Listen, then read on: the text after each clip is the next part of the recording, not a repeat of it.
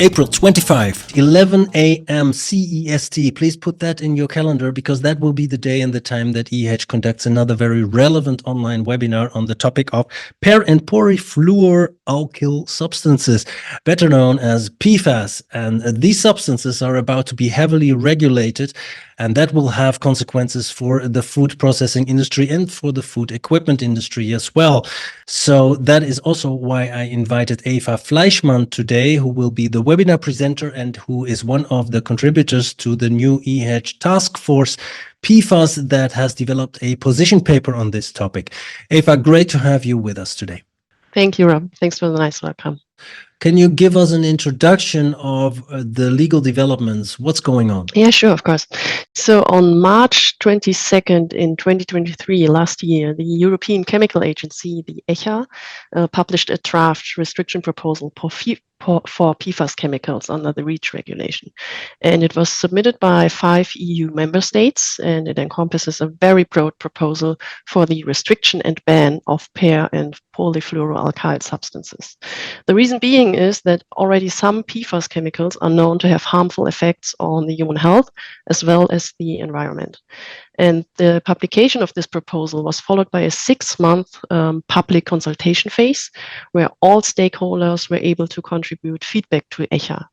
And since food processing equipment would also be affected by the proposal ban, EHEDG submitted a position paper as well so that the interests of the EHEDG members are taken into account.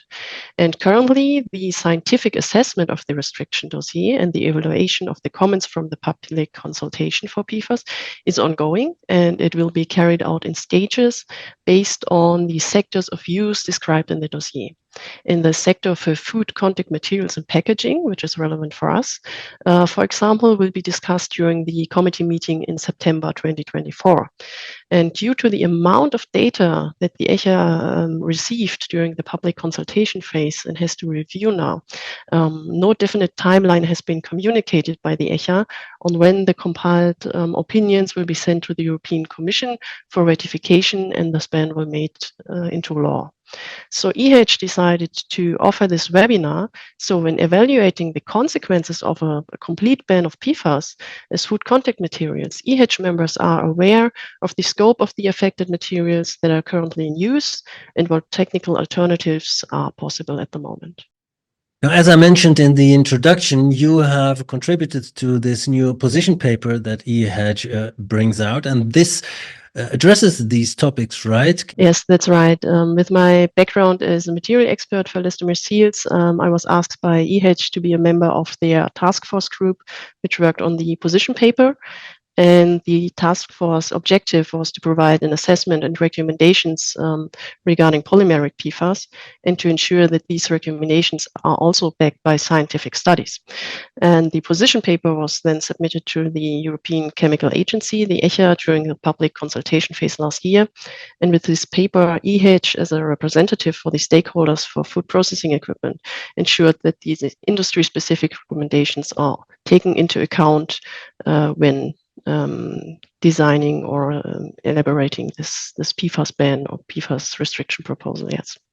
Yes, because ultimately, of course, this whole process is put into motion to safeguard the health of the food consumer in the end.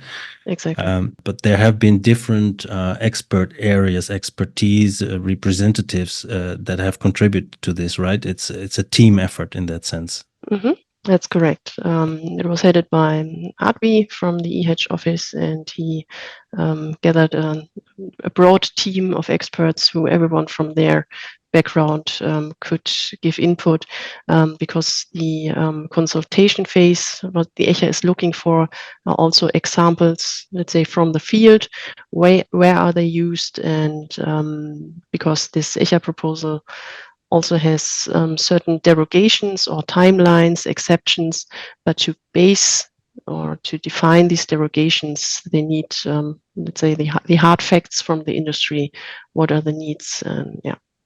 If I understand you correctly, these new developments in the regulatory domain will impact not only the technical aspect, but also the business aspects of using PFAS in the food industry. What are you actually focusing on most, the technical or the process business orientated consequences? We will, I think, focus most on the technical side, but of course give in the beginning a broad overview what this PFAS proposal by ECHA would mean and what consequences are. But our main focus will be what makes the fluoroelastomers that are currently used, or for example PTFE, why are they so unique in their performance, and whether there are technical alternatives, because as always, it's not a simple yes and no answer, but I think for more details, come and join our webinar. Well, thank you, Eva Fleischmann from Freudenberg Technologies and member of the EHEDG Task Force PFAS, for doing this, for contributing to this webinar, and we're really looking forward to it. So if you want to register, dear viewers, the link is up there and down there. See you in the webinar.